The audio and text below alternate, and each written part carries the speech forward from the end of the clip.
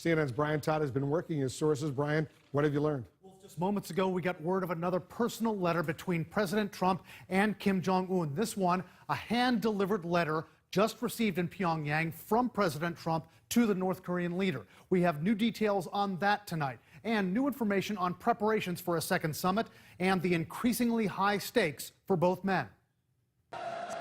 The young North Korean dictator Kim Jong-un has just received a personal letter from President Trump, hand-delivered to Kim from his point man with the U.S., Kim Yong-chol, who's just met with Trump at the White House.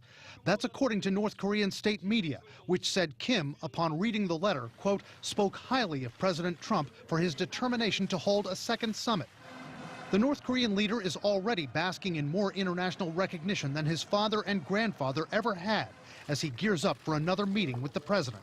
We've agreed to meet sometime, probably the end of February. We've picked a country, but we'll be announcing it in the future. Kim Jong-un is looking very forward to it, and so am I. Tonight, sources tell CNN Vietnam is the leading contender as the site of a second summit. What's not clear is what's in it for Kim Jong-un this time around. Kim has already gotten an audience with the American president, viewed around the world, and making him look more powerful at home. He's succeeded in getting the U.S. to scale back military exercises with South Korea.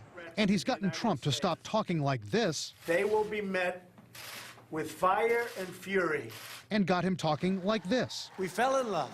Tonight, analysts caution the emboldened dictator may now push the president hard for more concessions than he got in Singapore. He's hoping primarily for a reduction in U.S. sanctions.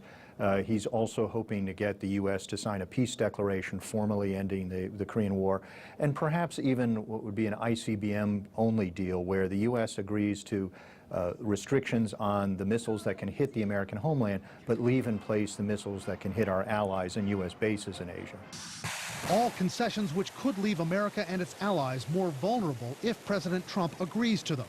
Kim has been displaying a bold posture since New Year's Day, when he warned the U.S. against testing North Korea's patience by continuing with sanctions. Then we have no choice but to defend our country's sovereignty and supreme interest and find a new way to settle peace on our peninsula. Analysts interpret that as Kim saying he'll follow his own instincts regarding his weapons and lean more on his allies like China to support him. I think Kim is saying, look, I have options. I am not backed in a corner. I'm committed to diplomacy, but you're going to have reciprocity on my terms. While tough talk has sometimes bubbled on the surface, the Wall Street Journal is reporting that there's been a back channel, a covert pipeline of messages and meetings between American and North Korean intelligence officials for about a decade to keep communications going during tense periods. Tonight, while Trump's and Kim's teams work behind the scenes to keep this diplomatic dance going, analysts say there's considerable pressure on President Trump to get more tangible commitments from Kim this time around. We need North Korea to agree to the UN definition of what denuclearization is. We also need to get a commitment on capping the production as well as getting a data declaration where we identify what North Korea has. And while experts still praise President Trump tonight for keeping the dialogue with Kim going, they are telling us they are still worried tonight that the president will be so eager to make a deal with Kim at the next summit that he'll give away too much, like possibly agreeing to draw down U.S. forces in South Korea.